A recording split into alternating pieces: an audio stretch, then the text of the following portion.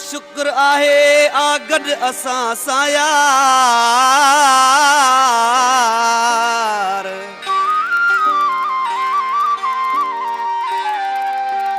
मौला जो शुक्र आहे आ गॾ असां सां यार। थो बणे सॼो संसार अमजद अली चवाण चे।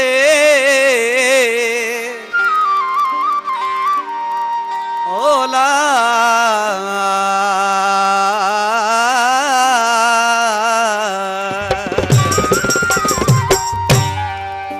कैसा झेड़ा कैसा फड़ा कैसा चोविड़ूं।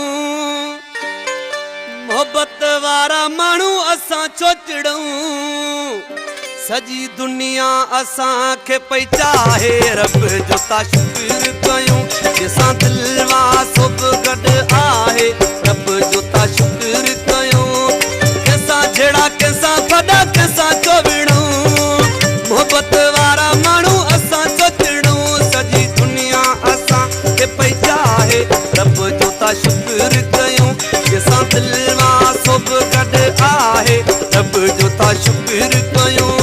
कैसा झेड़ा कैसा फड़ा कैसा चोविड़ूं। मोहब्बत वारा मानू असां चोचड़ूं। सजी दुनिया असां के पई चाहे रब जो ता शुक्र कयूं। जैसा दिलवा सो भी गड आहे रब जो ता शुक्र कयूं।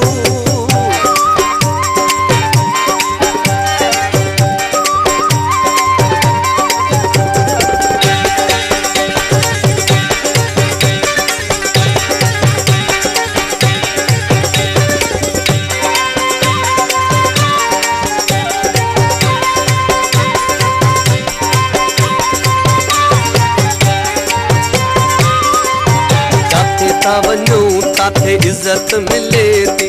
मिठा माण्हू सिंधी मिठी मोहब्बत मिले थी।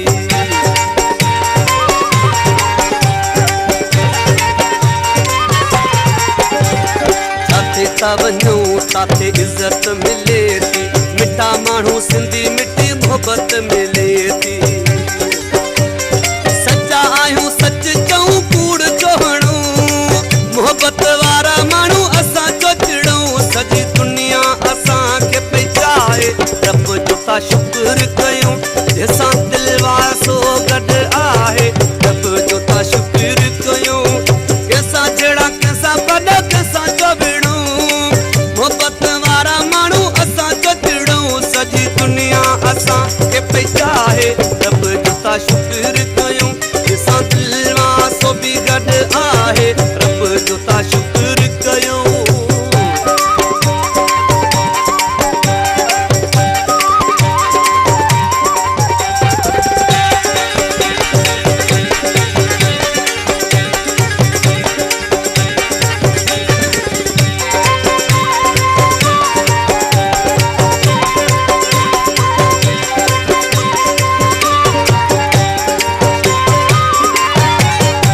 बेचारा पंजे प्यार ले सिकन ता। सालन का सुने जे दीदार ले सिकन ता।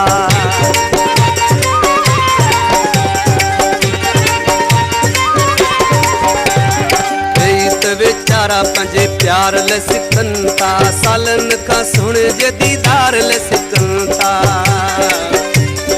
अजो सब तन ले भी दुआऊं ता घुरूं। मोहब्बत वारा माण्हू असां चोचड़ूं। सजी दुनिया असां के पई चाहे रब जो ता शुक्र कयूं। जैसा दिलवा सो भी गड आहे रब जो ता शुक्र कयूं। कैसा झेड़ा कैसा फड़ा कैसा चोविड़ूं। मोहब्बत वारा माण्हू असां चोचड़ूं। सजी दुनिया असां के पई चाहे रब जो ता शुक्र कयूं। जैसा दिलवा सो भी गड आहे रब जो ता शुक्र कयूं।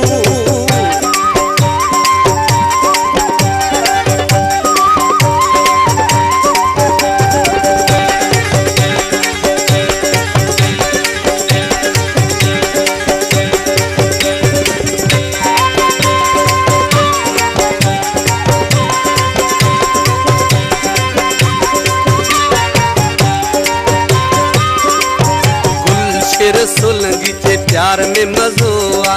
प्यार सां जी ॾिसो संसार में मज़ो आ।